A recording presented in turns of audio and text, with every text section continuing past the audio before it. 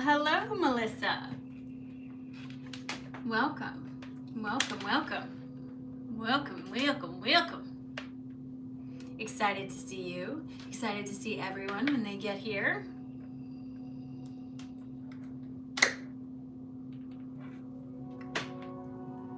Hello, Kenda. Hello, Teresa. Welcome in, welcome in.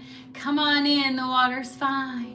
We're going to start our class in just a few minutes. I want to give time for everybody to get here. I'm glad you're there. Thank you for being here today, and welcome to Professor Brown. Hello, welcome in, welcome. Hello from Alberta. My goodness, thank you for being here. I'm so excited you're here. Thank you so much. Oh my goodness, I'm so excited.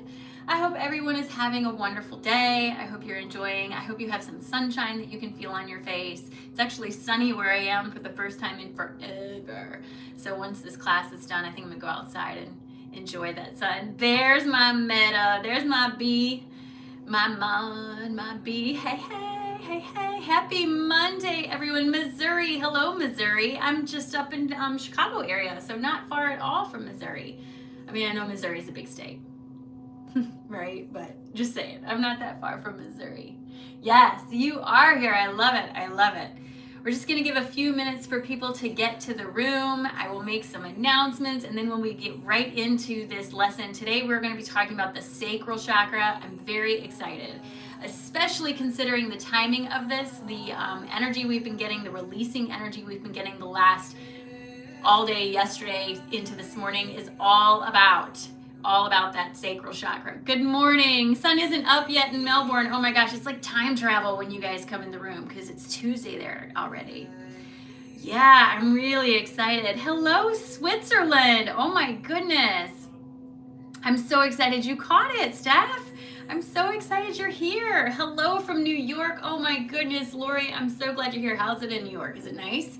Nice out. Pennsylvania, Ireland. Oh my gosh. Los Angeles, California. California is my favorite place to be. My husband and I really want to move to Joshua Tree. We love the area, and we've been looking at a couple things.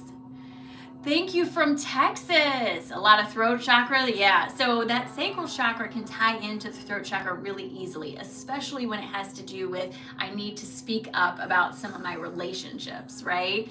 Hello from New York. Nora, welcome in, welcome in. I'm so glad you guys are here. This just makes my day to see all these beautiful smiling faces. Hello from Washington. Woo woo. Yes, Meta's in Texas also. Newport Beach, California. Is that north or south? I don't know anything about that. I'm not sure where that is. South Carolina. I used to live in South Carolina. I lived in Charleston, actually right by the Battery. I was a kid, but I remember it being really hot and really humid. I actually went to Pepper Hill Elementary School when I lived there. So that kind of gives you an idea of the area I lived in. My dad was in the military, and we transferred there when he got out. Blu-ray activation, fantastic. North Texas from Charlotte, North Carolina. Oh, Southern California, my favorite place. So my favorite place is San Diego, but I really love the energy of Joshua Tree when I was there. It was just beautiful. Hello from the Netherlands. My goodness. Mount Shasta, I appreciate it. Oh, you're at Mount Shasta? Oh my goodness. That's awesome. What a great place to be, right? Oh my goodness. Well, welcome in everybody. People will continue to filter in, and that's great. I'm going to go ahead and start making some announcements, and then we'll get into the lesson. So I'm going to be offering a brand new class in addition to this one. This one will still be at the same time on Mondays at 1 p.m., but starting on March the 4th, at 7 p.m. my time, Central Standard Time, I will start doing a guided shadow work class. I'm very excited about this. This is using a curriculum-based way to go through your shadow, and the way it's going to work is every week we're going to do 2 exercises. I will give the exercises the week before. You'll have a whole week to do them, and then on Monday at 7 we're going to come all together, and while I'm not going to have you share your answers because the answers in the shadow work are very, very personal, unless you want to share them, what I'm going to do is I'm going to get us to talk about it. How were you feeling about what you discovered about yourself, and how can we work through these little things? Hello, Kelly. this class, the first class, is open to everybody. After the first class, this will be a membership or service only because I'm trying to keep it a manageable size. When you get a lot of people and I'm streaming dual on 2 platforms, it can be difficult. So I want to make sure that it's personal and close and all that sort of stuff. Oh, hey, Michael. I don't know why it's hiding your, I don't know. So weird. Yes. Thank you, Lori. That's perfect. That's the exact website that's the exact one that we're gonna be doing. Yes, and it will keep scammers out and keep us on track, right? Like, I get a lot of squirrel moments because my attention is gone, right? But the less scammers we have, the better. So if you are interested in this, you're gonna want to join membership. The lowest level is fine. I don't know what it is. Hello from Ohio, Nixon. Hello! I'm so glad you're here, Tink. I'm stoked too. I'm so stoked. So the class is intense, and please, I'm gonna tell you, be mindful that you're not starting shadow work when you are not in a stable place or a relatively stable place. Grand afternoon. So good to see you, Michael. Yes, be sure to set the alarms on the phone, right? Like, I don't know, my notifications and stuff are so weird. Even on TikTok, people tell me they don't get my notifications that I'm live, but I am, so I don't know. In my link tree, which is connected to the bio for my YouTube channel, you will find a Facebook group. This Facebook group is called Shadows and Light. This is where we will post the questions the week ahead of time so that you have preparation. It's also a great place to build community, to find like minds, and to really share information. So that's the idea behind the Facebook group. It's called Shadows and Light, and it's to help facilitate the shadow work that we're gonna start on March the 4th. But this class, Professor Brown Breaks It Down, will continue on. I have, I think, 10 lessons or so. I go through all of the chakras. We talk about Dark Night of the Soul. We talk about Law of Attraction. We talk about Kundalini. We talk about a lot of stuff in this class. So I'm so glad you're here. So glad you're here. Oh, you don't have to do it. You don't have to do it. You can get the book. I will tell you in the class. You know, if you come to the class, at the end of the class, I'm going to give you the exercises for the next week, right? So I will say them in the class, but I will also post them. That's okay. Don't worry. I haven't gotten started yet. You're good. I will post the lessons on Facebook. That's kind of where that comes from. So you don't have to have Facebook. You can certainly do it through here, but getting the book will be helpful, right? Yeah, I get it. I limit Facebook also. Yeah, Dark Night of the Soul can be very, very brutal. It tends to be very brutal because it's really the disillusionment of everything you think you know about yourself and the world around you, which is not an easy thing. You know what I'm saying? Okay. So what I'm going to do is I'm going to get into the lesson for today. And today we're going to be talking about the sacral chakra. Just like before, I have a whole lesson prepared. I'm going to read what I wrote. I'm going to try not to squirrel out, right? I do have 2 mods in the room, Meta Sanchez and Michael. There you go. Meta Sanchez and Michael are my 2 moderators. I don't know how mods work in here, but if you can tag them if you have a question. If you have a question during the lesson, do me a favor and just write it down. Don't forget to ask at the end. If I don't have the answer, that's why we're all here, to sort of crowdsource answers, right? So write them down. But if you ask me in the middle of the lesson, if I see it, I'll lose my place, and that's a whole hot mess, so we don't want to do that. So write down your questions. The best part of this format is that we can have a discussion afterward about everything we talked about, bring understanding, and sometimes somebody's perspective on something can really shift how you understand that it's working, right? Yes, book a face, right? So funny. I love it. I do my best. You know, it's interesting as a social media persona, or whatever you want to call me. I spend a lot of time on social media, but I don't actually look at other people's stuff. And it's weird because people will say, well, you're on TikTok all the time. I'm like, right, but I'm editing videos and I'm making videos and I'm posting videos. I'm not really watching a lot of videos, just like with Facebook or even YouTube. I don't watch a lot of videos, but I do post a lot of stuff. So keep that in mind. If you guys are ready, I'm ready, and I'm ready to get started. So hold on one second. I want to see what this little thing does. Nope, nothing I want to do. Okay.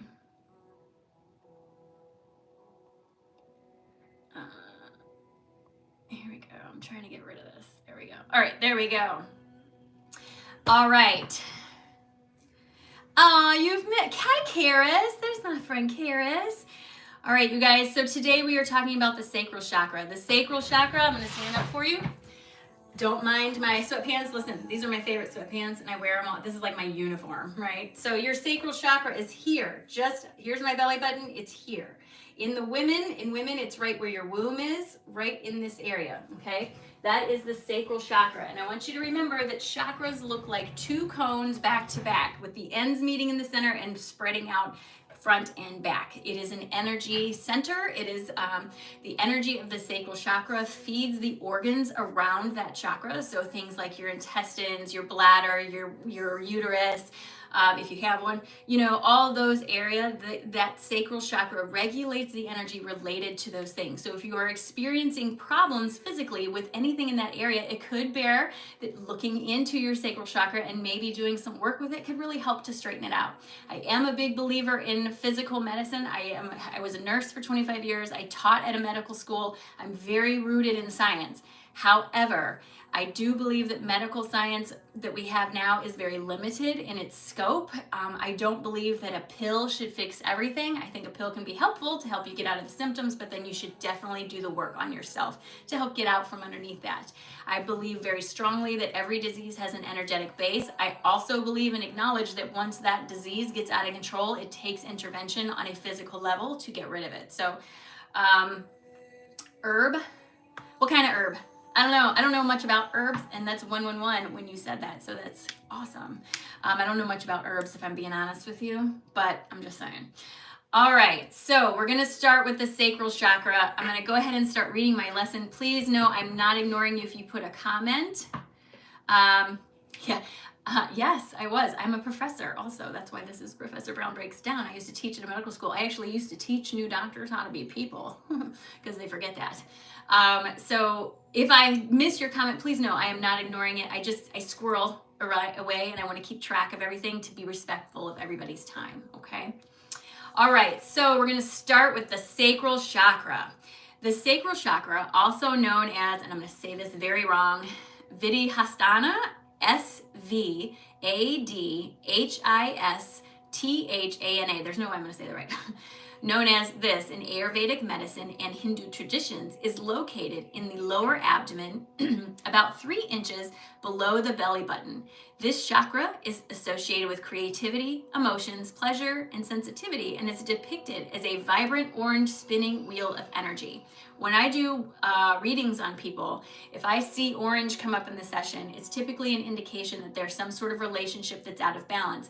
Based on the color of that orange, it tells me if the relationship is moving in the right way or the wrong way. If it's a bright orange, it's changing for the better. If it's dark orange, it's changing for the worse, that kind of thing. So that's kind of how that ties into what I do in my readings. In Ram Dass's spiritual teachings and New Age spirituality in general, this chakra represents the quest for deeper emotional connections, self-acceptance, and the journey towards finding one's true self. In my energetic work, I have found it is also a reflection of intimate relationships, including close relationships with friends, lovers, or bosses. When I say intimate relationship, I don't mean that it has to be a love relationship. It's any close relationship that you may have. In Ayurveda, is connected to the water element and is vital for maintaining emotional and physical harmony. This chakra helps regulate emotions, foster healthy relationships with others, and encourages authentic creative expression, your relationship with yourself, in other words, okay? When the sacral chakra is functioning optimally, one experiences emotional stability, openness to new experiences, authentic self-expression, and comfortable sensuality. Additionally, a balanced sacral chakra fosters fulfilling relationships, joy, pleasure, and contentment in life. Right? So that's what it feels like when we have everything in balance, which is pretty rare. I rarely work with someone who has all their chakras in balance. This is a big one because it has to do with how you think other people are perceiving you and how you perceive yourself in other people's relationships. So this is a big one that's often out of balance. Unfortunately, many life experiences can block the sacral chakra, such as body shame, strict upbringing, sexual abuse or dysfunction, toxic relationships, religious indoctrination, or critical social conditioning. When this chakra is dysregulated, it may lead to emotional instability, sexual issues, creative blocks, and a lack of joy and passion in your life. Okay? So the sacral chakra being out of balance for me tends to make me feel unstable in my relationships. Like the best way I can explain it is yesterday we were in the Schumann, we received a lot of energy to open the sacral chakra, to release energy. In releasing this energy, what it did is it made me hypersensitive to like everything my husband was doing. He was literally doing nothing wrong, just breathing, and it was bothering me. And it was that feeling of annoyance and all that sort of stuff. And recognizing that literally has nothing to do with him and has everything to do with me was a big part of moving forward through my day. But very much it has to do with the relationship and the interaction between you and other people. So if you are struggling in your relationships with other people, regardless if it's a parent, a coworker, a partner, a child, anybody, a lot of times it's rooted in that sacral chakra. Excuse me. Let me get a drink of water before my throat chakra throws a fit. Okay. So how do you know if your sacral chakra is unregulated? That's a great question. So not only can it manifest in feeling like unstable in your relationships, but I've made a list of a couple things that you can really look out for. This list is not exhaustive. This is not all of the things. These are the most common things that I have seen.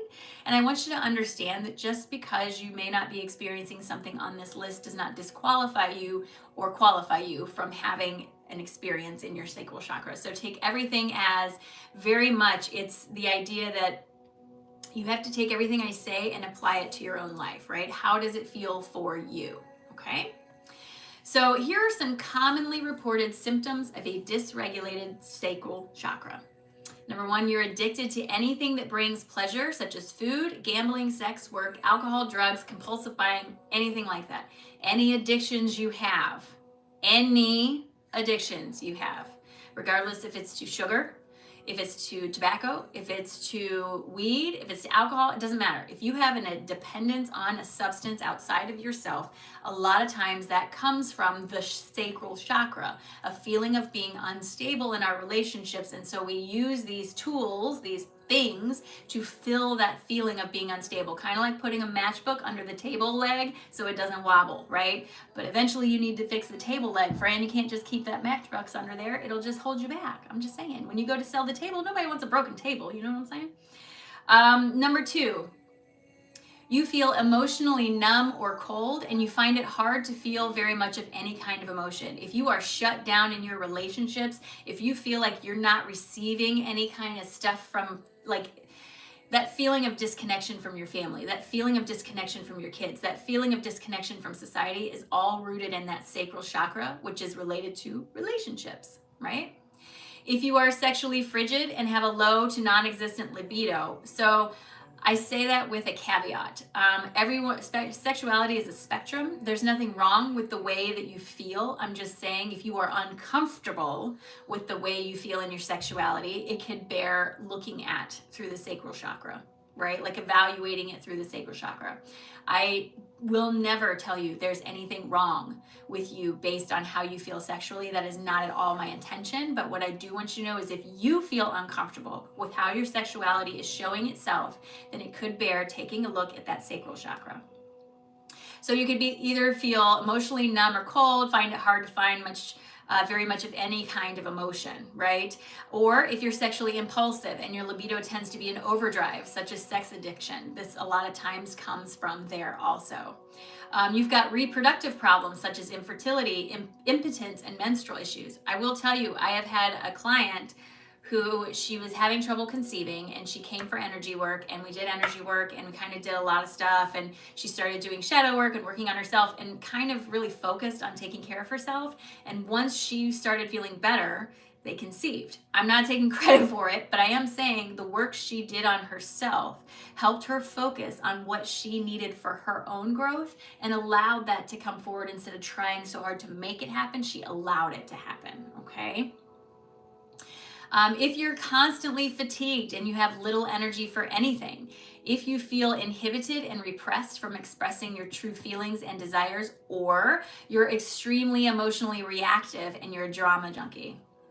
I know people like this, right? How many people, I have several people I know that they can't seem to get through their day without trying to gossip about somebody. And a lot of times that comes from the feeling of being unstable in our own relationships. So we look at all the other relationships and judge them to make ourselves feel better. Regardless if this is conscious or not, it is still a symptom of something that needs to be recognized in our sacral chakra a lot of the time. If you're emotionally hypersensitive or emotionally aloof, meaning you feel no joy, but you feel like over the top, like you have to do over the top stuff, all of that comes from there, okay? If you are creatively blocked and you tend to overthink everything, again, comes from the sacral chakra. If you have lower back, kidney, or stomach problems, this can also be related to the sacral chakra. I will add the intestines, the bladder, the uterus, the fallopian tubes, the ovaries, all that stuff in your abdomen is all connected to this, okay? So now that you know some of the ways that you can tell that your sacral chakra is out of balance, and every person in here is going, oh man, I didn't know my sacral chakra was out of balance, right? It's kind of like the effect of, when I was in nursing school and we were going through different sections, what tended to happen is we would talk about a disease and then every nurse in the class thought they had that disease because we just learned about it, that sort of thing, right? It's okay. Not everybody has something wrong with their sacral chakra, but a lot of us do. So to better regulate and balance the sacral chakra, you can begin by incorporating specific foods into your diet. This is a very simple, easy step that you can take to start working toward rebalancing that part of your body, right? Nutrient-rich fruits like oranges, mangoes, and melons can nourish this energy center. Notice the color of all these things are orange, right? Additionally, incorporating healthy fats from sources like nuts, seeds, and avocados can be very beneficial. Staying hydrated is essential, so drink lots and lots of water. And you guys know water holds energy, right? Like, have you seen the experiment where the guy talked to the water and then froze it and then looked at the crystals? I talk to my water all the time, as silly as it seems. When I get a new cup of water, I always stand there and say, thank you for this, and may this nourish my body. Something simple. And it just be nice to the water. Just be nice to your water, and it makes a difference. At least to me, it does. Engaging in physical practices like yoga can also be helpful in balancing the sacral chakra. Yoga poses that focus on the hips, such as pigeon pose and bound angle pose, can help release any stored tension in this area and stimulate the energy flow. Additionally, practicing mindfulness and meditation can assist in connecting with emotions and fostering a healthy relationship with one's feelings. A lot of people are kind of like, I don't want to go into meditation because I'm afraid of what I'm going to experience. This is an avoidance tactic, and I promise you it's not going to make it easier. When you finally do go in there, it's not going to be any better than when you avoided it. You know what I'm saying? Take the plunge, find a way to meditate that works for you. Yes, high frequency foods. Yes, absolutely. I just want to stop for a second. I had someone tell me one time when I was talking about the food I eat and how I became a vegetarian very naturally through my awakening. It's not because I don't like meat. It's just I feel better when I don't eat it. And when I was talking to someone one time, he really pointed out to me, he goes, well, if you think about it, everything is vibration. And if you're putting something dead in your body, like meat, you're putting a low vibration substance into a high vibration field. And it doesn't always feel good. When I started looking at my food and what I put in my body in terms of vibration, it changed everything. Everything. I started to feel better, sleep better, function better, all the stuffs. You have to listen to your body, friends. I am not saying that eating meat is bad. Everybody has different things. But for me, putting that in my body did not help me feel better, so I stopped. And that's all there is to it. You know what I mean? In terms of vitamins and supplements, magnesium and B-complex vitamins are often suggested for supporting the sacral chakra. They can aid in maintaining emotional balance and supporting the nervous system. Magnesium is so important, especially in this time of ascension. Why? On a chemical level, magnesium helps with DNA repair and the exchange of energy through the cell wall, along with many other things.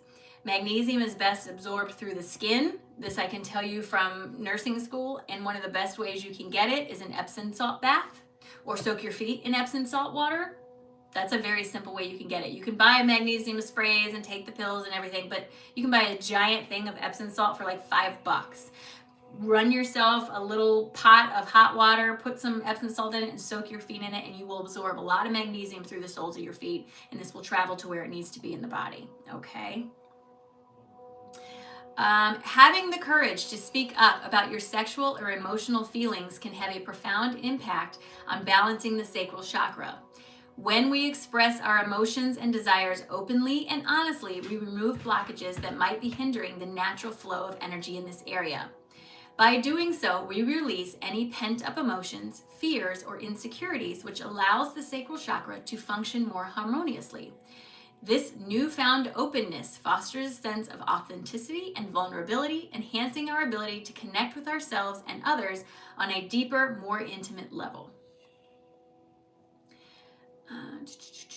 I lost my place. Okay. Speaking up about your feelings sexually or emotionally empowers you to take ownership of your desires and boundaries, leading to healthier relationships and a greater sense of self-worth.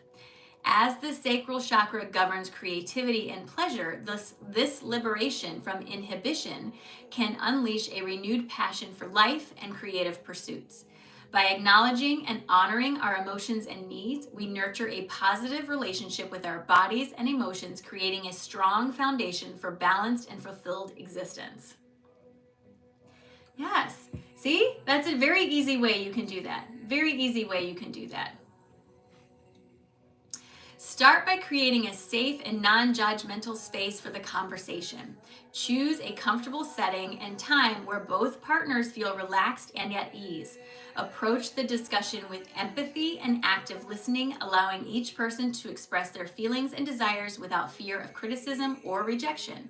Practicing honest and open communication about preferences, boundaries, and fantasies can help release any emotional or sexual tensions, allowing the energy to flow freely through the sacral chakra. Here's a tool I want to give you, okay? In my training, my undergraduate degree was in psychology, and one of the things I learned is when you have a conversation with someone about something very sensitive, especially sexuality or how you're feeling about your sexuality or any of those things, it can be very difficult. Number one, because the person you're talking to often feels like you are accusing them of something. So when you say to someone, I don't like, let me think of a good way to put this. You are making me feel, no, that's not even a good way. I'm trying to think. I'm so trained in the way I talk that it's hard for me to think. But if you start a sentence with the words I feel, it takes away the accusation, right? So when you go to have this conversation and you sit down with someone, you can start the conversation by saying, you know what, I feel like I need to talk to you about some things that I'm uncomfortable with in our relationship. This is not about you, this is about me and making myself more comfortable. The idea being, no one can tell you how you feel is wrong. It's a subjective thing. They can't tell you that. And it takes away the accusation of saying, you are making me feel this way. And it also gives you back your power instead of making you a victim to the way they're treating you. So it does a lot of things. Using I feel at the beginning of your sentences when you're having a sensitive conversation goes a very, very long way. And I definitely encourage you to do that. Another simple practice to promote an open discussion about sexuality is to introduce the concept of sensual touch. This can involve taking time to focus on each other's bodies through loving and non-sexual touch, such as holding hands. Set aside moments for activities like giving each other a massage, just a regular massage, or simply holding hands and embracing. This gentle physical connection can strengthen emotional intimacy can strengthen emotional intimacy and creates a supportive environment for deeper conversations about sexual desires and needs. By embracing these practices, partners can foster a healthy and balanced sacral chakra, paving the way for a fulfilling and harmonious sexual relationship. As a matter of fact, when I'm sitting on the couch with my husband and we're watching TV, we often hold hands, even though we're right next to each other, because it's just that little intimate connection to say, I'm here, I feel you, I see you, I'm aware you're here. You know, that little bit of connection goes a long, long way, I'm telling you. Setting mindful boundaries in the realm of sexuality with a partner is a crucial aspect of balancing the sacral chakra and fostering a healthy, harmonious relationship. Begin by engaging in open and honest communication about your comfort levels, your desires, and your limits. That's important. Listen, if you're uncomfortable with something, don't let somebody do it just because you're afraid they're going to be mad if you don't. If you don't tell them, they don't know. I'm telling you, they can't read your mind. You have to have a conversation. Sexuality is a normal part of human behavior. It's normal. But if you are uncomfortable in any way in your relationship in the sexual aspect, you have got to tell them. It is not okay for you to put yourself in a situation that you just live uncomfortable in. It's just not. You have to foster what you need to. There are ways to have mindful conversations. There are ways to work through this. You don't have to beat yourself up about it. But I promise you, if you don't tell them, they don't know. And what they don't know, they can't fix. And often they're much more receptive to the idea of what you're telling them than you think, okay? Especially when they love you. Think about that. They love you. They don't want to hurt you, okay? Reflect on what feels right for you and express your boundaries with clarity and assertiveness. Have declarations, not discussions. I'm not comfortable with this. Not even on a Tuesday. Not even if you give me ice cream, that sort of feeling. I am not comfortable with this, okay? By setting clear boundaries, you establish a foundation of trust and safety, allowing the sacral chakra to flow freely and promoting a deeper sense of intimacy and connection. Starting your sentences with the statement, I feel, takes away the feeling of accusation or judgment that our partners may perceive, because discussing sexuality is hard and often signals to our partner that we are being as vulnerable as possible with the information we are sharing. Another important practice to maintain mindful boundaries is regularly checking in with yourself and your partner. Because emotions and desires may evolve over time, it's essential to stay attuned to your needs and communicate any changes to your partner. I've been married for 26 years. That's a long time. I am not the same person I was 26 years ago, and neither is he. So these conversations must happen, because if they continue to see you as you were, they can't help you where you are. Right? This sense of emotional safety nurtures the sacral chakra and contributes to a more balanced and fulfilling sexual relationship where both partners are free to explore and connect with each other authentically.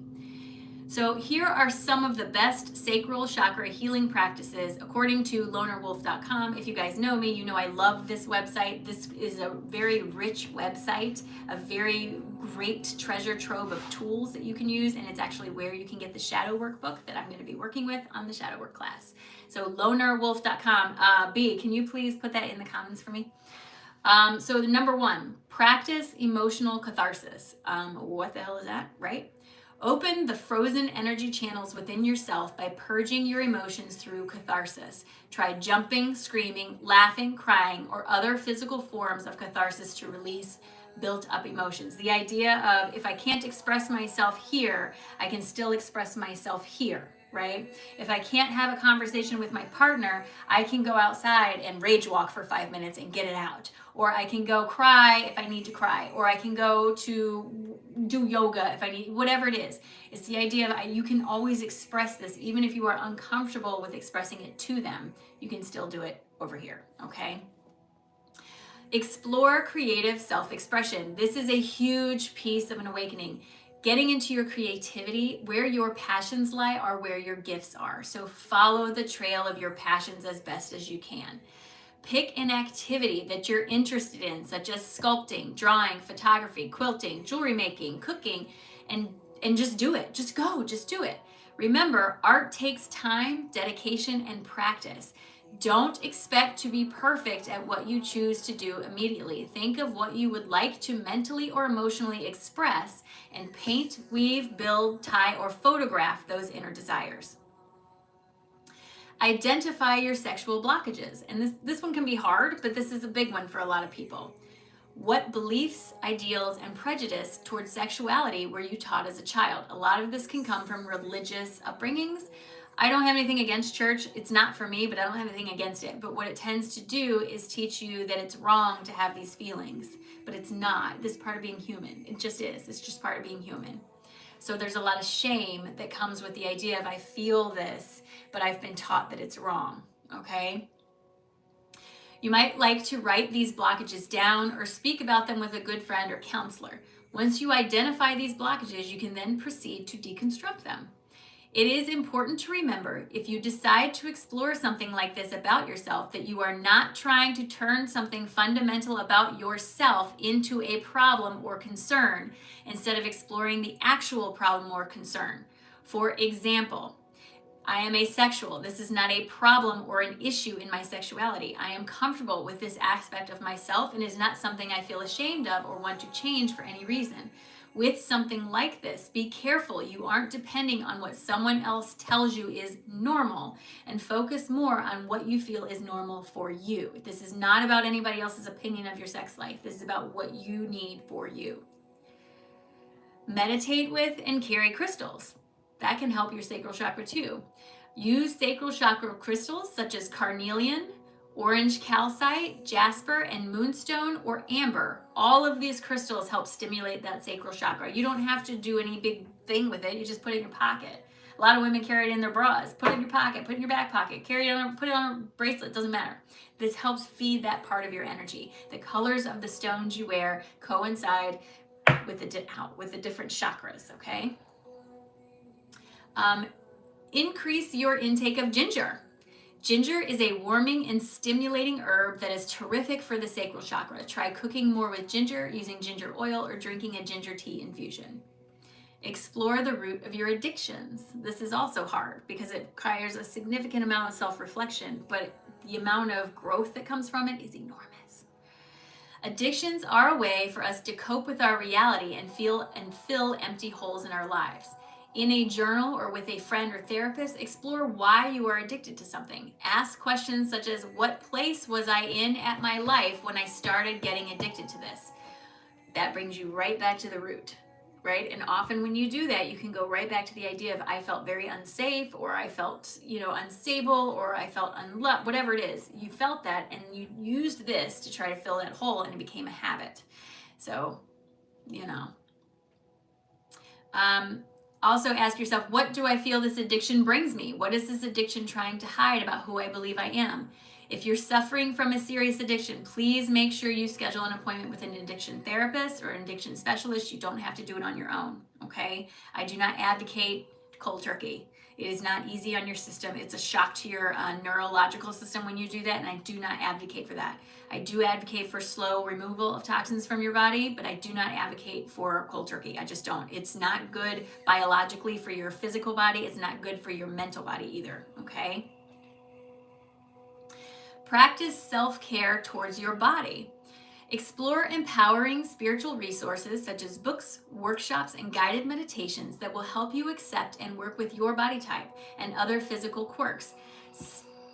This is in bold in here. Stop apologizing for how you look, okay? And start embracing your unique body and its needs.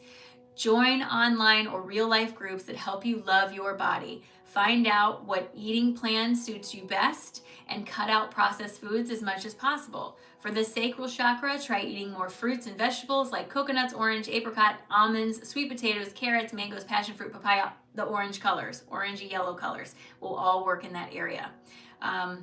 Your body is beautiful, exactly how it looks.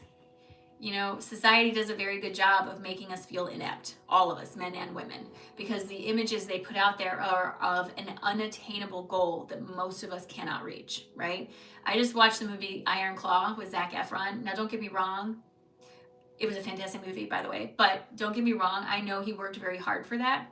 But he looks like that because he had a personal trainer and he had a personal chef, and his job was to look like that. That is not sustainable. That is not easy to do. It's very hard on your body. The models you see in magazines are airbrushed. They do not look that way. When you see them in person, they never look exactly like that. There's a lot more to the situation and stuff we're not being shown. So please get out of your head about your body. And I promise you, you think people are looking at you and judging you a lot more than they are. Because if you think about it, you're so caught up in what other people think about you, so is everybody else. Do you see what I'm saying? Try color therapy. That's another great way you can help yourself. This is a very simple, easy way to help you with this. Introduce the colors orange, peach, and apricot apricot into your life as the color of the sacral chakra is orange. For example, wear some orange clothes, even orange socks. Surround yourself with orange objects and creatively express yourself in the color orange. Paint an orange picture with 50 shades of orange. All of these things help bring that energy to the surface.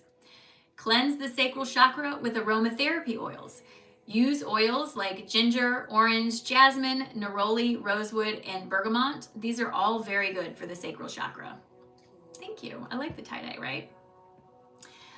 You can also help clear blocks by doing yoga.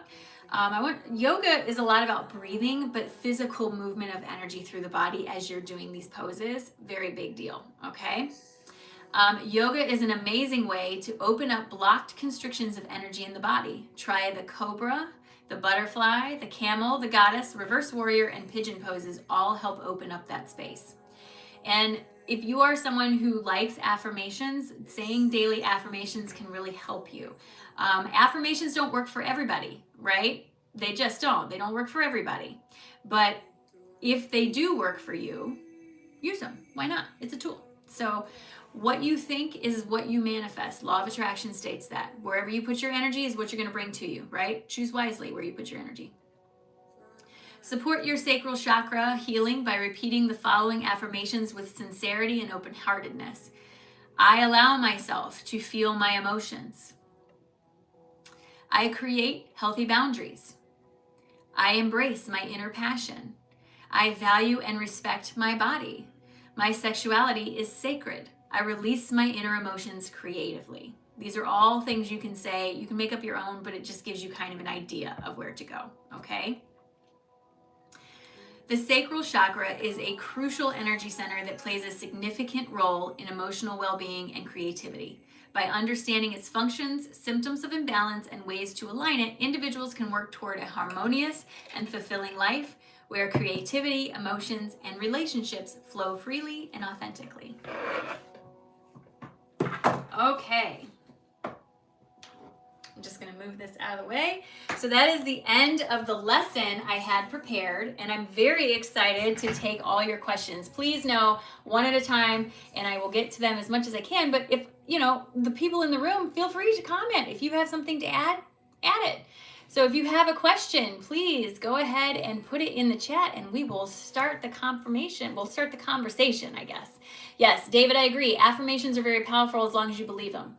So law of attraction works on how you feel, not what you say. So if you are saying everything's fine and feeling like you're falling under the water, you're splitting your energy in two different directions, and law of attraction cannot work for you. You cannot trick yourself into law of attraction. Affirmations can be helpful to get you in the habit of focusing on things that are better, but it should not be something that you don't believe. If you don't believe it, you can't continue to say it. My experience tells me that it splits your energy. I want you to do whatever works best for you, but I do want you to focus on what feels good for you. Law of attraction works on how you feel, not on what you say. It works on what the feeling you want to have from the manifestation, not the physical manifestation, right? Great question. Well, it wasn't really a question, but I loved it. What other questions? What else do you guys want to say? What else can I? Everything works out for me. Yes, that's one of my favorites too. Yes. I don't know what, that's a different language, so I can't reading.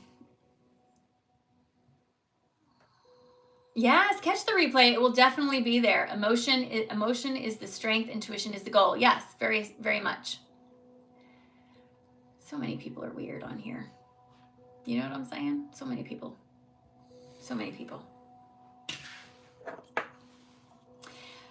What else can you get? What other? I'm so excited. I want to answer questions. Let's have a discussion. You can ask me anything you want. If I have an answer, I'll give it to you. If I don't, I don't. You know what I mean? But that's part of the great part of having this class is we have all these people here and we can all kind of ask everything. Yes, Michael. Everything is happening for you, not to you. I just heard about Neville's not manifesting. So I'm not, I know who Neville Goddard is, but I don't know that not manifesting thing, so I'm not sure. Yeah, that's okay, David. You don't have to think of a question. If you don't have a question, that means I did a good job, right?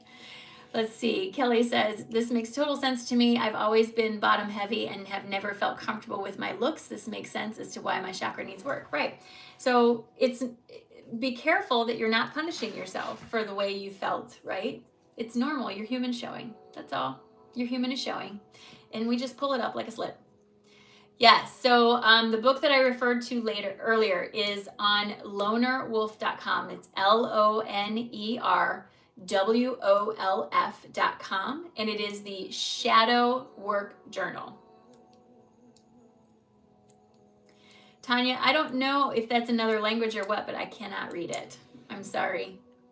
River Rat, thank you. Thank you so much. Yes. So Steph, I'll tell you, especially in women, this is highly unbalanced. 90% of the patients I work with, I don't like to call them patients, 90% of the clients I work with have a big imbalance in their sacral chakra, especially women. Men too, but men tend to have the more of an imbalance in the solar plexus, in my experience, because their identity is wrapped up in being the provider, being the strong person, never getting things wrong, always knowing how to fix stuff. They're expected to carry this weight of expectation, and that tends to make their solar plexus a little wonky. But the sacral chakra, absolutely, absolutely. Earlier, I think you mentioned a connection with the throat and sacral chakras. Was that right? Yes. So the throat and the sacral chakra tend to go hand in hand. Your throat chakra will enlarge or act up when you have something going on in your sacral chakra. It's an indication of needing to speak up about what you're experiencing. When your throat chakra is enlarged, when I work with people who and I feel this big space, it's like having chunks in there. It's an indication that something needs to come out. When you continue to hold on to your expression of words, it will fester. It will fester and turn into physical illness. I promise you it will. You don't have to express those words to the person if you are uncomfortable with it. Just get them out of your system. Sit in your car, talk to yourself. Go for a walk, talk to yourself. Write it all down, burn the letter. Do whatever you need to do to get it out of the system. But the longer you hold on to those words, the more likely it is they will start to fester. And over time, it builds up and becomes a physical illness. Yes, thank you, Michael. Thank you, Michael. I'm thinking she's saying she thought yoga summons demons. No, yoga doesn't summon demons. I don't know. I mean, yoga is a breath practice based in India that's been around for thousands of years. I've done yoga a billion times and I've never seen a demon. I've only ever felt better. So that's all I can say about that. You know? Souls? What about souls? How do you feel about lymphatic massages to remove blockages? I had one yesterday and cried and wept. I think it's great. I don't know a lot about them, but any kind of physical touch massage can really be helpful to move your energy around, because not only are you feeling your own energy move around, but you are getting the energy of the person working with you. I'm sorry, this is bouncing, but I can't do anything about it. I'm a fan of whatever works for you. Understanding that what works for you may not work for me. It might not work for somebody else. But if it works for you, that's all that matters. So if it feels like it works for you, I'm a big fan.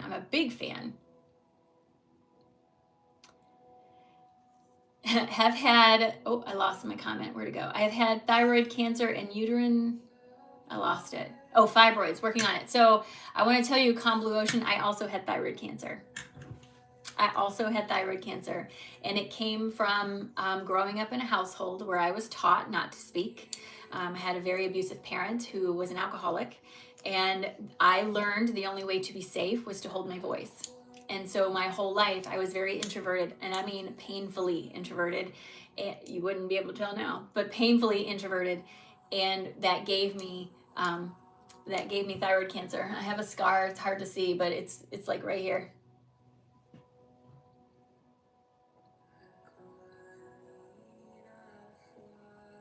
Yeah, so I don't know, Terry, that I don't find any truth in that. You know, everybody's truth is different, but I don't find any truth to that. Experience of child SAS, struggle with being sick. Yeah, well, of course you do. Of course. How could you not? It's also probably in your root because you don't have a lot of trust for people. It's probably also in your solar plexus because your sense of self is changed based on somebody else's perception of you. It makes total sense to me.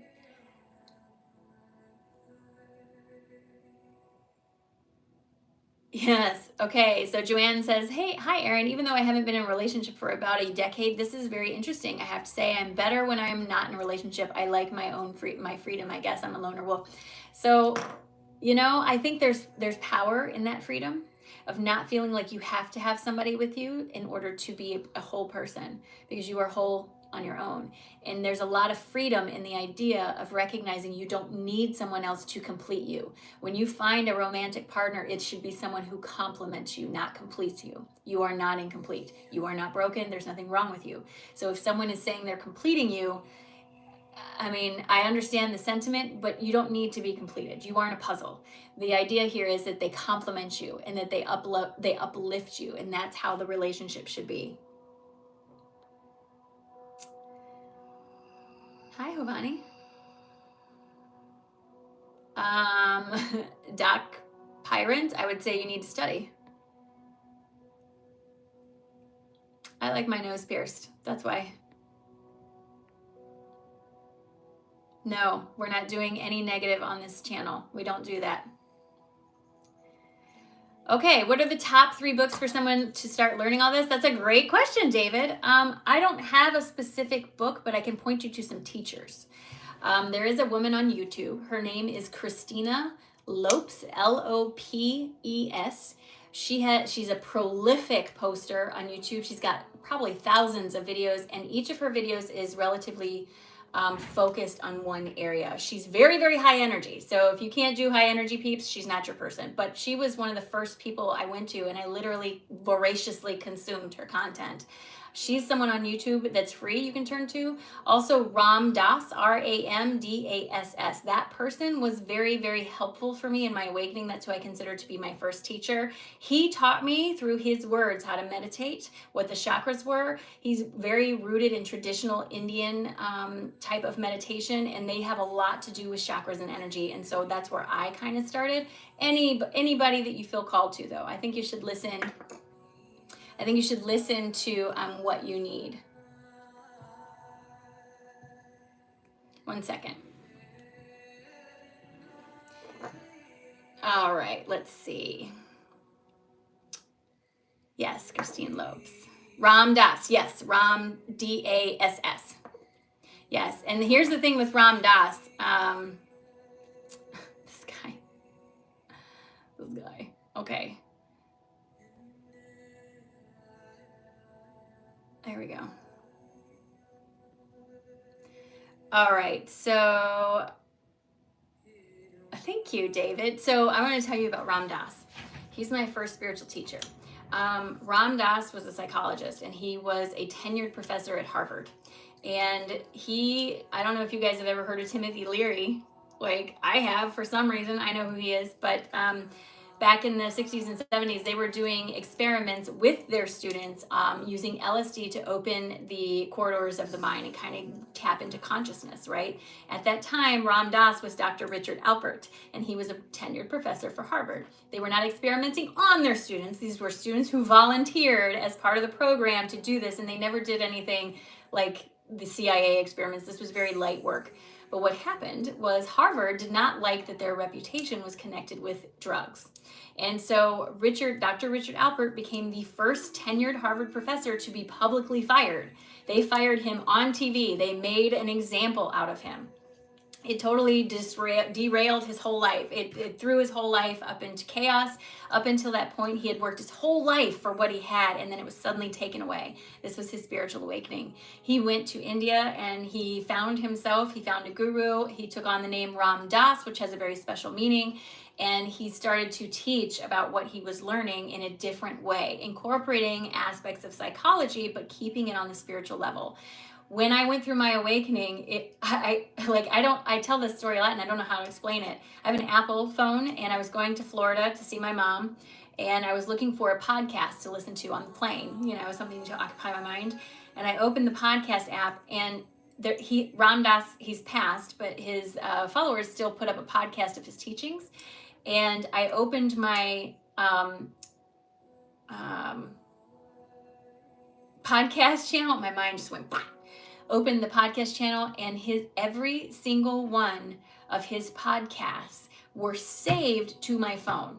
Not just like I subscribed to it, but downloaded and saved to my phone. I had never heard of this person. I definitely didn't do it. I had not really listened to podcasts before. I don't know where it came from, but it was a very clear indication to me to listen to this guy. And I did. And it was so very helpful. The mantra that he teaches that I tell people was very helpful for me, to learn meditation is I am loving kindness. If your mind is very busy, having a mantra during meditation can be helpful. You just repeat it to yourself and it helps slow your energy down and calm things down. And his mantra was, I am loving kindness. And I use that a lot. Yes, yes, yes. I lost a bunch of comments. I'm going to go back here. I got whole on my own and then didn't want anyone. That's when yes. Okay. So I want you to understand Messy Van Lee is right. This is what happens a lot of the time. When you are so focused on trying to make something happen, you're blocking yourself from allowing it to happen. And this is why. Law of attraction works on how you feel, right? So if you are trying so hard to find a partner, it's because you feel like you have to have one. You feel lack in that area. Law of attraction states it must reflect to you that which you put your focus on. And if your energy is focused on the feeling of lack when it comes to anything, law of attraction will reflect to you reasons why that lack is there, or will reflect to you more of that lack. When you focus on yourself and let go of the idea of I have to find someone, I have to make this work, I have to do this, and let go of the feeling of lack, 95% of the time, I'm telling you, it comes forward. We are our biggest blocks. All of us. We are all our biggest blocks. No, it's okay, man. I just got rid of them. No big deal. Hello, Suzanne. Yes, Brooke. There's a movie on Netflix. Did you watch it, Brooke? On Netflix, I think it's called Being Ram Dass. It's only about 30 minutes, and it's when he was ill, and he was in Hawaii, and he had his stroke, and he couldn't do anything, and it's a beautiful, beautiful film. It's about 30 minutes long. If you have Netflix, I highly recommend watching it. I think it's called Being Ram Dass, and it was just beautiful, just beautiful. A breast cancer diagnosis in 99 was your awakening. That'll do it, 100%. My awakening was also sparked by a physical illness, but it was a misdiagnosis of an illness that was very serious. And I had been treated for it for 2 years. And in the course of the treatments, I had gotten very, very sick because I obviously didn't need them. I discovered my misdiagnosis on my own. As a nurse, I love to do research and I understand medical jargon. And I started looking into this disease I had. And, during COVID, I had nothing else to do. I got sent home from work. We were all sitting around doing nothing. So I thought, well, I'm going to research this disease. I get on the university website and I start looking through all the criteria required to have this disease, because every disease has criteria. You must meet A, B, C, D in order to have this. There was one criteria that was very important that I had not met. And I got all my records from my specialist. I went through my records one page at a time and I looked for that test. It was never done. So I went to my specialist and I told him, I was that person. I printed out all the literature and I took it to him and I said, hey, this says I have to have this test and this test have to be positive for me to have this disease, and I didn't have this test. So can it be possible I don't have this disease? And I kid you not, this doctor looked me in the face and he said, I'm the expert. You listen to me. And if you don't want to die, you're going to take this medication just like I told you to. Okay, so first of all, I don't take kindly to that because I teach doctors and I know they work for me. I don't have to put up with that kind of crap. You know what I'm saying? I fired him. And then I went and found the doctor who discovered the disease. He's still alive. He's still teaching at a medical school in London, and he's like 80 something years old. And I thought to myself, you know what? I'm going to reach out to that guy and I'm just going to tell him my situation and see what he says. If he doesn't respond, so what? It doesn't change anything, but maybe he will. So I emailed him and I said, I've been diagnosed with this disorder. I'm not asking you to diagnose me, but here's the information I have. Based on this information, would you be comfortable with your daughter or her friend taking these treatments, or would you suggest they get a second opinion? That's all I asked. And do you know, he emailed me back the next day and he said, thank you for writing. I appreciate it. I would get a second opinion. So I did, and I didn't have it. And when I found out I didn't have that disease, it completely disrupted my entire life. It was like a very hard 2x4 to my forehead. Why? Two reasons. One, I put myself in victim mode. I had become a victim of this disease that I had allowed myself to believe I had. And in doing that, I allowed myself to constantly feel at the mercy of this disease, right? Two, I had completely wrapped my whole identity up in this disease.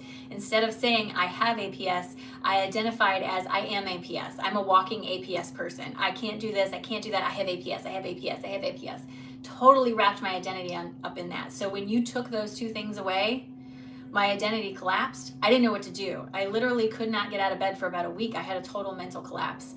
But in that tower moment, the light came through, and I started to recognize that I always knew I didn't have this. I always questioned it, but I went along with what other people said because I thought they knew better. And I learned to listen to my body. I started meditating, and the rest is history. But awakenings can happen in many, many different ways. Let's see, let me go back here. Oh, I'm so glad you listened to the interview on Aware Now. That's awesome. Yes, on Spotify, there's a podcast called I Am Aware Now with two beautiful women. And I did an interview with them not long ago. I encourage everybody to listen to the podcast. It's a great podcast, not just my interview, but them in general. They're fantastic. Yes, it's pretty old, Brooke. It's pretty old. It's probably on Amazon, but it's pretty old. So let's see, these energies I feel like are either external or we are creating these waves ourselves, but it can't be imagined. We're all in sync. So I'm not 100% sure, Brooke, I'm not 100% sure I understand your comment, but we all affect each other. I want you to remember your body produces a toroidal field of energy. This is a science fact. You can look this up. It comes out like this. It's like a big bubble. The size of that field varies based on your emotional state. When you come into contact with someone, your field comes into contact with them. That's why if your partner comes home and they're in a bad mood, the minute they walk in the house, you're like, ooh, I can feel that. That's why. Do you know why we like to hug? Why humans like to hug? Because it's heart-to-heart contact. The center of your space, heart-to-heart contact, you're sharing that heart field. That's why people like to hug.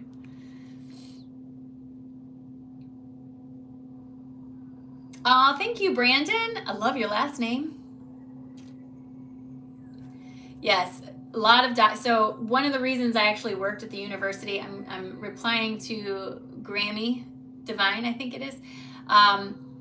They said it's egotistical doctors have us in this mess. The old oh, I see, Darla. Okay, the old paradigm of medical school was students were taught that they knew best, that their patients were unreliable forms of information. A lot of older doctors learned this in school. So yes, it's incorrect, but it is what they were taught. New medical schools, like newer students coming out of school, I will always encourage you to find a doctor as close out of medical school as possible for several reasons.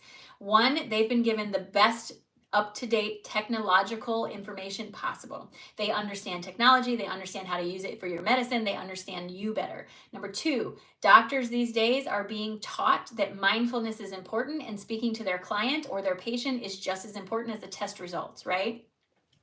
So these two things alone are big, big reasons to go for a doctor just out of school. I know a lot of us get that feeling of, oh, I want someone with experience, but I'm telling you, the ones who are just coming out of school, the ones I was just working with, they are so much more in tune with the idea of meditation, mindfulness, breath work, acupuncture, all this stuff. As a matter of fact, I had a couple students during one of my classes actually ask me, hey, when is it appropriate for me to recommend meditation versus medication and stuff like this? So this younger class, this younger version of doctors coming out, I'm telling you, they're different. They are a different breed. I've seen it firsthand. They are so much more open to this.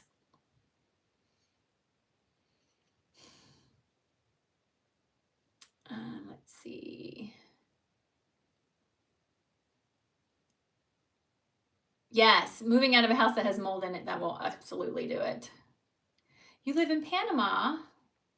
Yes, Latinx, very huggy, and they have the best food ever. Such a loving culture. I love how Latina cultures or Latinx cultures tend to have big families and they keep their families together. I'm a big admirer of that.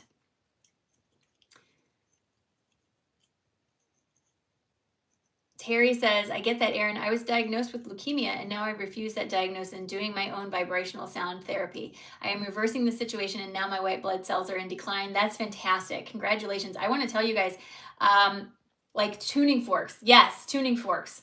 I want to tell you guys, I had a client who had nodules on her thyroid and she came to us for energy work. She came to see us every week for about 6 months.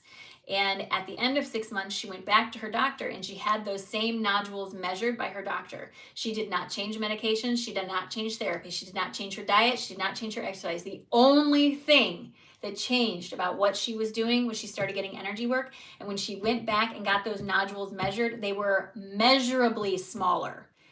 Measurably smaller. Her doctor literally told her, whatever it is you are doing, keep doing it. Energy is important. The way you speak to yourself, the way you feed yourself, everything is important.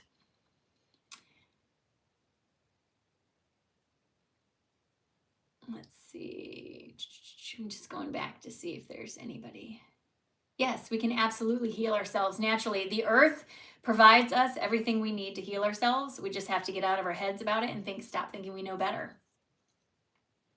Absolutely, I believe that 100%. Yeah, please don't spam the chat. That's no fun. Let's see. What do you think about the new trend of twin flames? Okay. So I do think it's very misunderstood. This is my understanding of twin flames. All right, Joanna, this is a great question. And this is my understanding of twin flames. A twin flame is when an oversoul, your higher self, has a lot of work to do. Let's say you've had the opportunity to learn some lessons for a couple lifetimes now, and you've just been a little bit of a pain in the butt about it. So what happens is your soul says, you know what, I really need to learn this. So your soul divides in two pieces and sends them both into this time space so that when you come together, one pushes the other. Twin flame relationships tend to be very, very contentious. Why? Because their purpose is to trigger you into growth, okay? I have a twin flame. Also, twin flame relationships are not always romantic. They're not. They're not always separate, different sexes either. They can be romantic.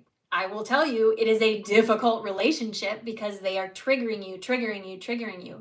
The purpose of a twin flame is to trigger you into greater growth, both of you, because you're both part of the same oversoul, right? Doesn't mean you're the same person, just different aspects of the same reflection. A good thing to point out here, my twin flame is a woman.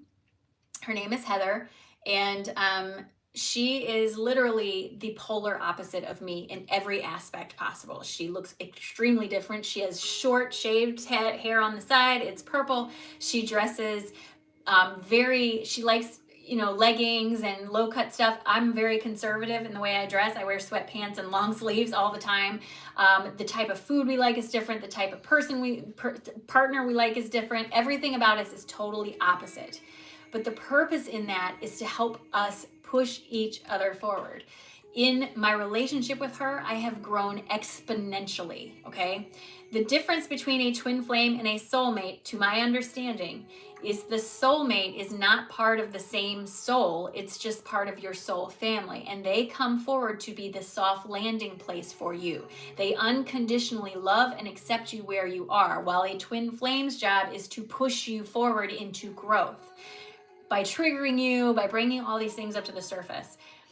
Soulmates do not have to be romantic. You can have more than one because your soul family is big. A soulmate is just the name for someone in your soul family who comes forward to be the unconditional place where you can go to receive love, usually after being triggered by your twin flame, right? You go to that soul family member and they hold you and they tell you it's going to be okay. You're going to get through it. Everything's going to be okay.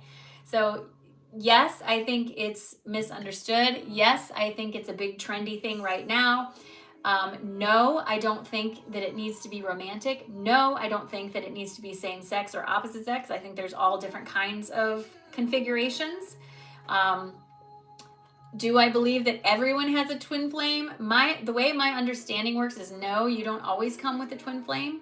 You always come with some kind of soulmate, and you may come with several soulmates because soul families tend to come together, but I don't, at least to my understanding, we don't always have a twin flame. It just depends on the amount of work that needs to be done in your journey in this incarnation. It's kind of like, the idea that you're ready to move beyond the earth school, but you've got a few lessons you need to learn and you've been really freaking stubborn about learning them. You come with that twin flame and it forces that issue and makes you learn those lessons in this lifetime. That's my understanding.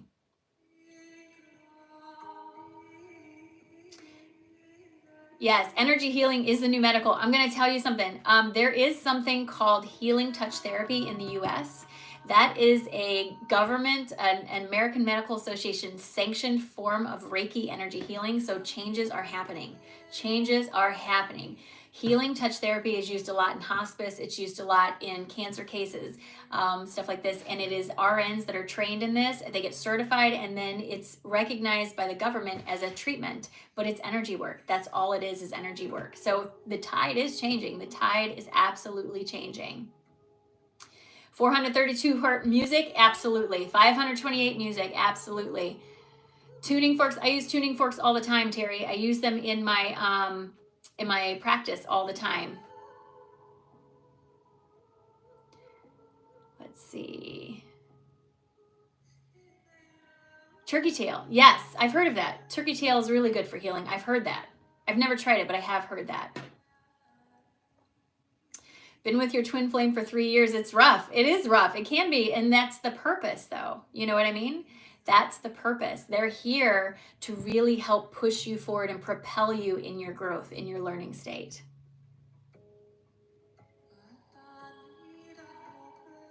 Brooke says, my girl and I are either in perfect harmony or Taurus headbutting for a few days and then back to harmony. That tends to be how a twin flame relationship works.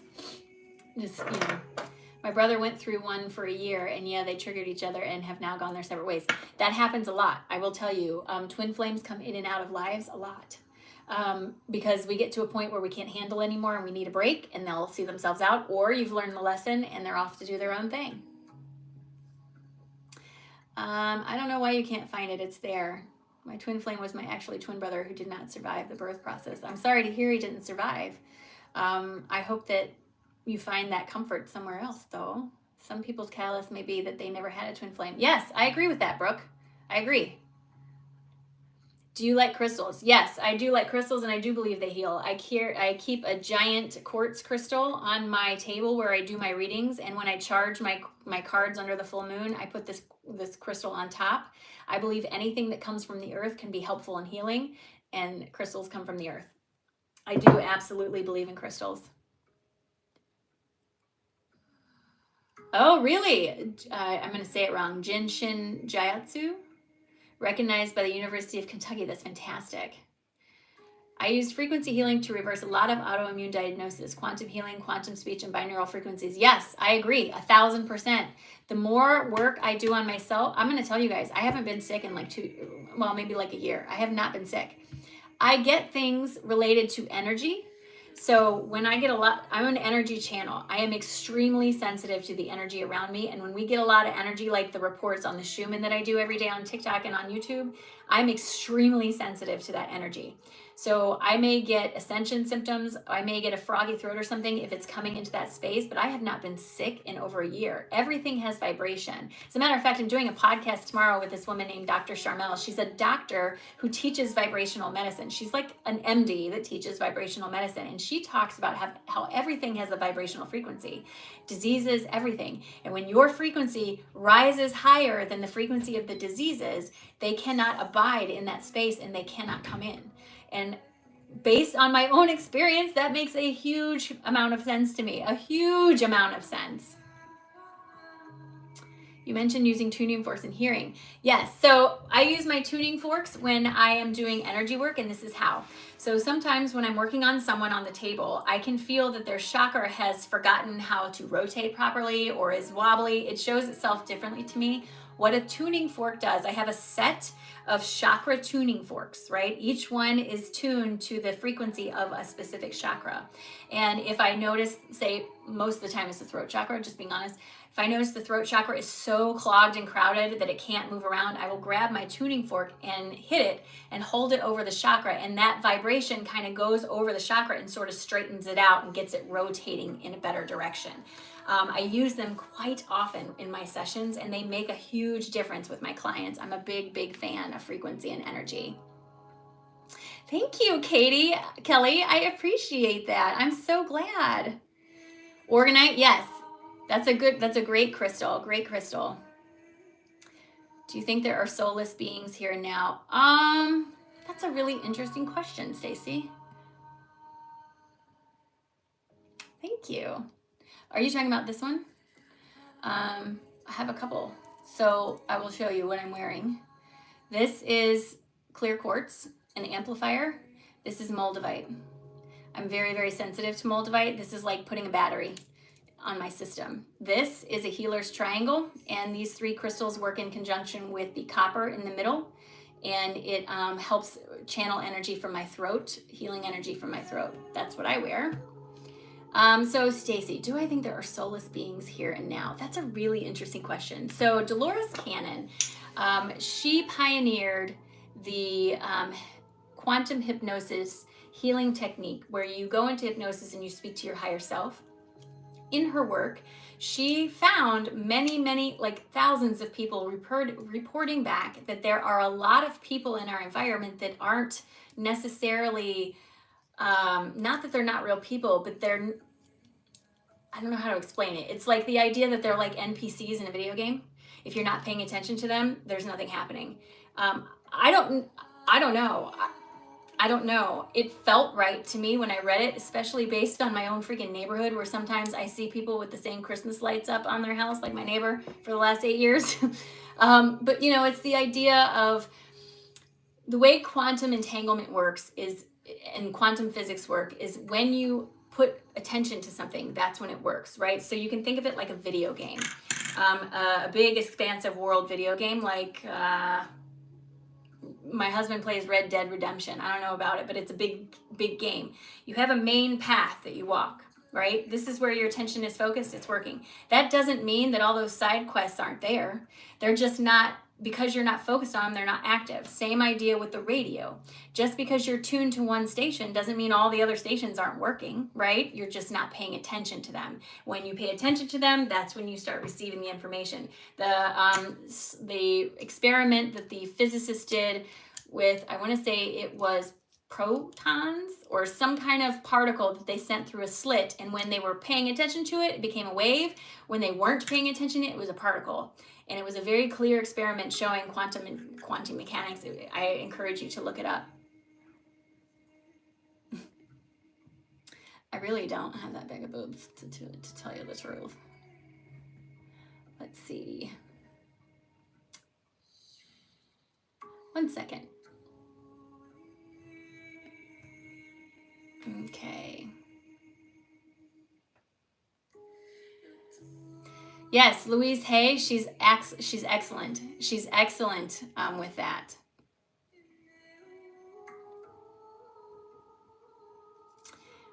Let's see.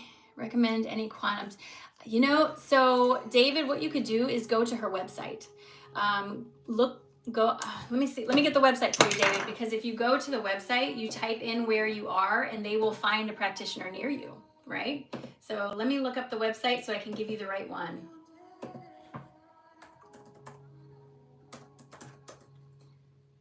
I just want to make sure I give you the correct information.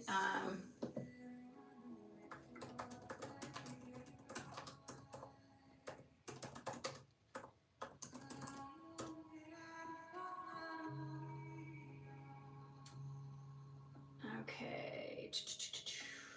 So it is, the website is Dolores Cannon QHHT.com.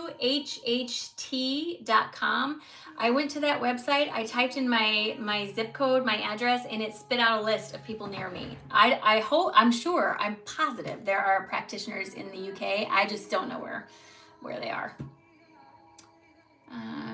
I have organite all over my property, also crystal gridded. Oh, that's so awesome. So our treatment room is crystal gridded and it's protected with black salt also. Intention is everything, 1000%. Where your attention goes, your energy flows. Yes, yes, yes.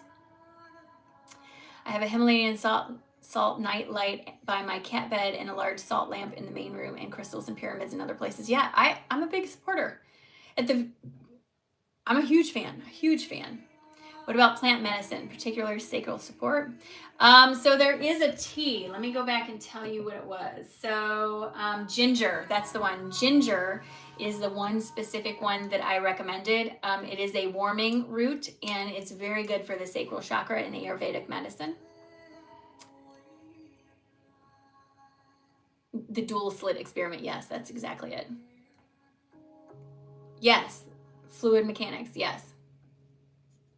How do you talk to your higher self? I already have a higher and lower energy inside me that converses. Is that the same? They talk to each other or they talk to you? When I talk to my higher self, it's just going into meditation, and it's usually not a two-way conversation. It's usually me going in with an intention and receiving information in meditation. That's how I communicate with my higher self. You can do angel writing. You can do anything like that. Anytime you're receiving, that's you getting communication from your higher self. Thank you, Amity. Let me try this. Hold on. I don't know if I can actually comment. Oh, thank you. Thank you, Michael. Thank you. You were excited to get a piece of moldavite and it did nothing for you. You know what? I will honestly tell you, I love crystals, but most of them don't do much for me. The ones that do affect me profoundly. I think there's something to be said about moldavite being the one that affects me the most, considering it's a meteorite and comes from space. And I've had many, many dreams of past lives of other planets and being on other places. And when I had my quantum healing hypnosis done, I had 3 of those done, and several pieces of information about being on other planets and stuff came forward. So I think for me, that's partially why it's so strong for me. Not all crystals work for me. Not all crystals work for Heather, but it's finding the ones that do work for you and then, kind of allowing that to happen. Brooke says, I had a QHHT where I was a fur trapper who died fighting people trying to build a dam, but his death let his son get socialized and move to the nearby town. I love that. Andrew, so I'm not going to go with the stop staring at your phone made in Chinese slave camps because I don't subscribe to that, but I do believe in going outside barefoot and putting your feet on the ground and grounding. Grounding is very good for inflammation. It's very good for connecting your energy. Ooh, you were also in the French Revolution? That's really cool. Yes, just talk to your higher self. He hears you. I think you are more in tune, David, than you give yourself credit for. Starseed, something like that. Hello. Yes, thank you, Randy. Moldavite is too intense for a lot of people. We used to sell it at the shop, and we used to tell people it came with a warning because moldavite tends to either not affect you or really affect you. And when it really affects you, it can really wreck your life because moldavite is a change maker. It comes forward to charge your energy and really change some things. Yes, you absolutely have to make sure it's authentic when you order it. There's a lot of fakes out there and it is expensive. It is not cheap to get. This little tiny piece cost me a fortune. Well, at the time, it was like $60 for this little tiny piece, but it's real. I can feel that it's real.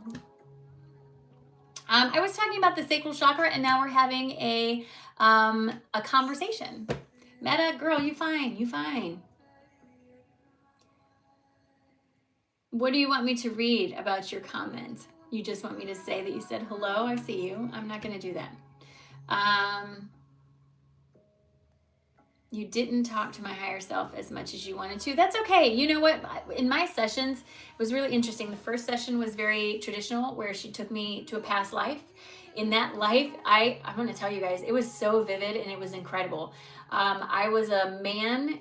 I don't know where I was living, but I know it was near like a port of some kind, because the area, as crazy as it sounded, it smelled like fish, like a fishery.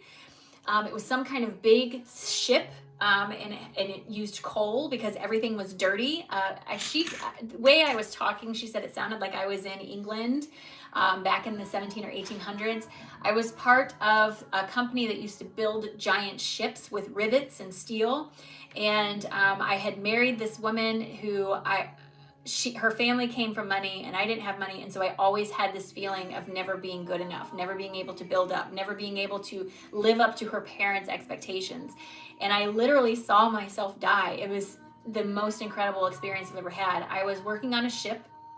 I was leaving the dock for the night, and I remembered I forgot to do something, and I turned around to go back, and there was this rivet sticking out from the side of the ship.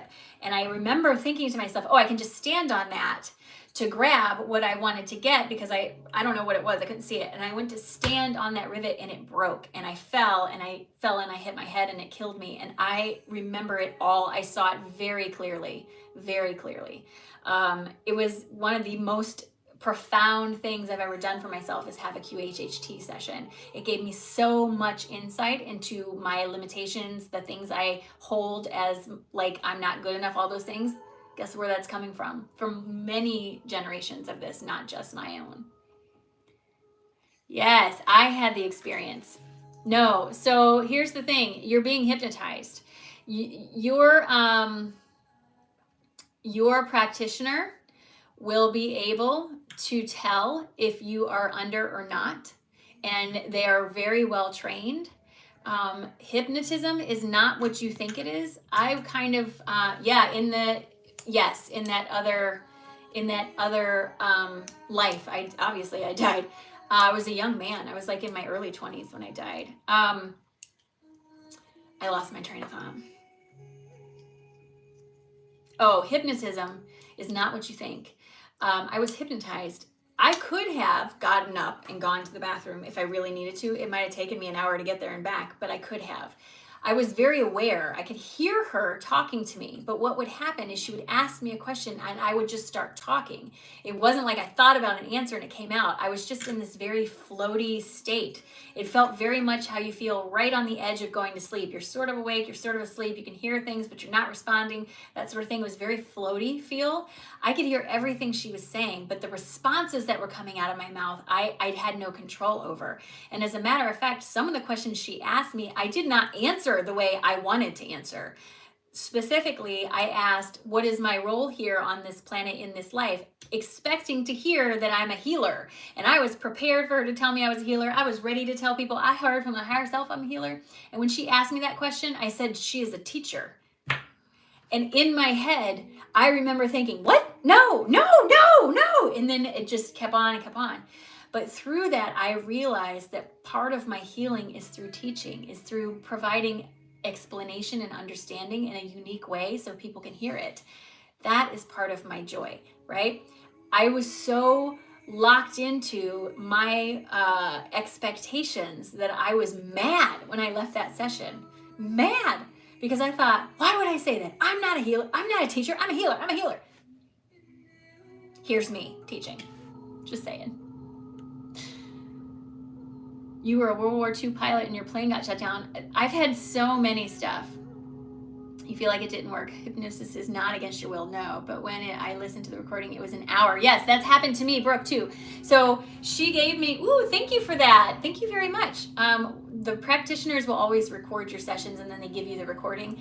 When I got my recording for my first session, I didn't even listen to it. Did not even listen to it. Thank you, Brooke. I really appreciate that. Thank you. I didn't listen to it for months because I know what I said. I know everything I said. And then I started listening to it. And I did. For the first 15 minutes, I was like, yeah, I remember. And then I said something and I literally was like, what? I don't remember that, and then from then on, I was saying all this stuff and it was very foggy. Like I would hear it and go, I kind of remember, but it's foggy like a dream, right? It's like someone telling you a dream you had. It was incredible. It was absolutely incredible.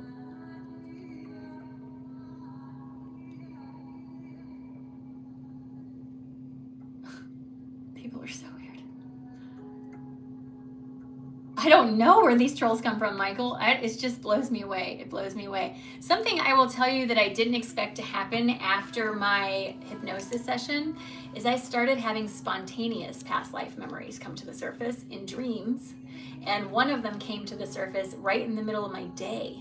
The one that came up in the middle of the day, I had all my windows open. It was spring. It was beautiful outside, and I was cleaning my house. And I love Spanish guitar music. That's probably my favorite type of music.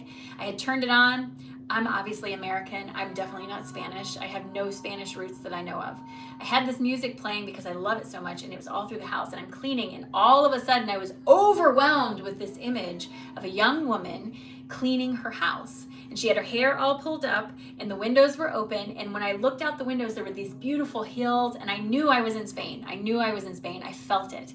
And she was experiencing I have chills all over my body right now telling you about this. She was experiencing so much joy in cleaning her house, and I was having so much joy in cleaning my house that we created a connection like this, a tunnel is what someone explained it to me, a tunnel between our solar plexus, and I was pulled into that experience, and it was like I was there. I cannot express to you how incredibly clear this was.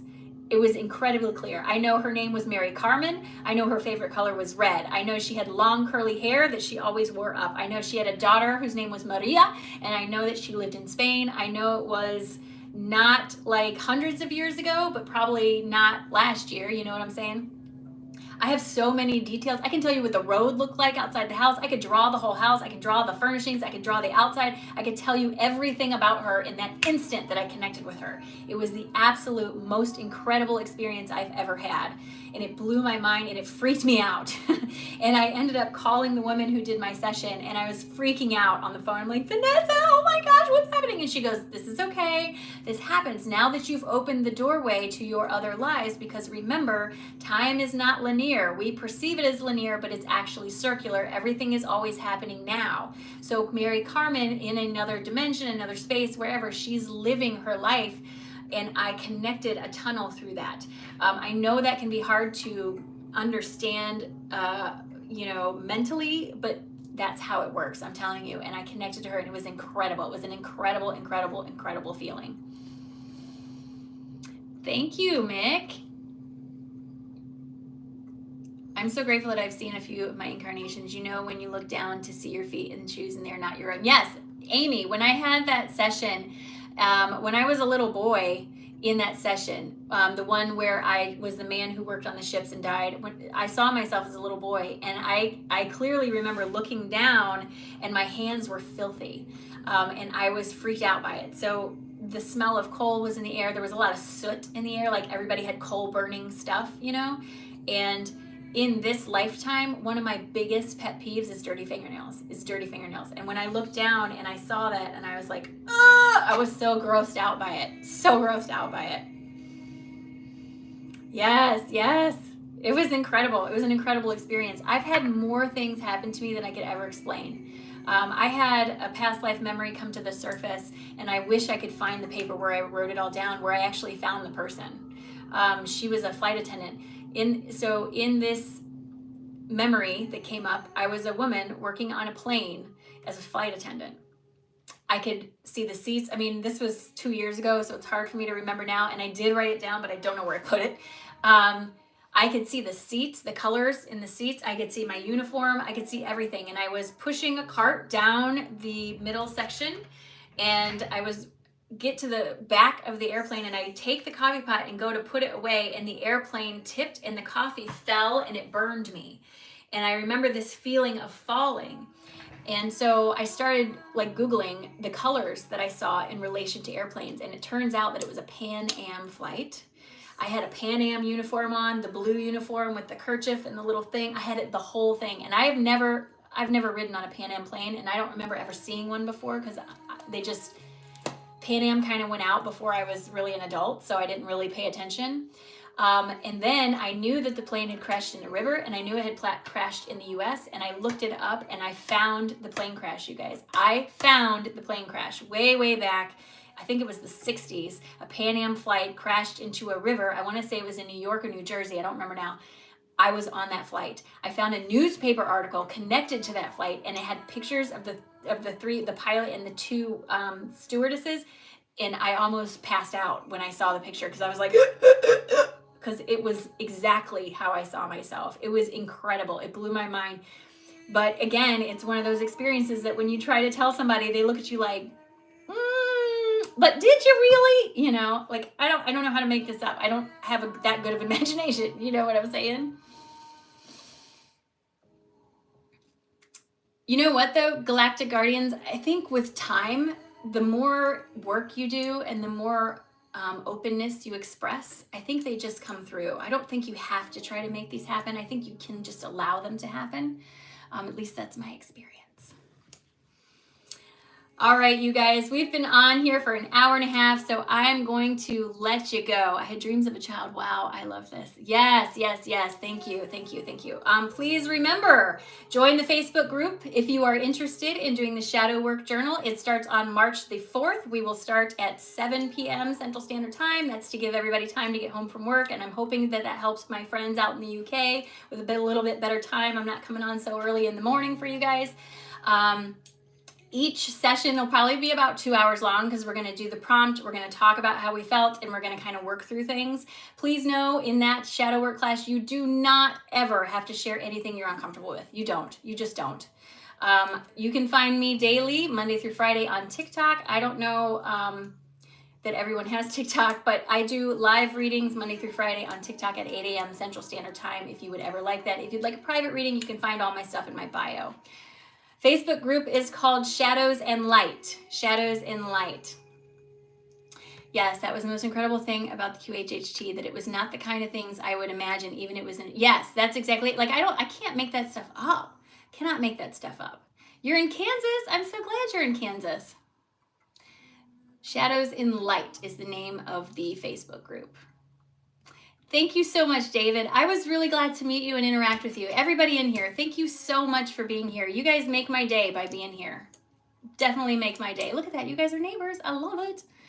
Thank you so much for being here. B and Michael, thank you so much for moderating today. This will be up in the live section. It will be reposted. You can always watch it again. Please feel free to share it with anybody that you feel like could benefit.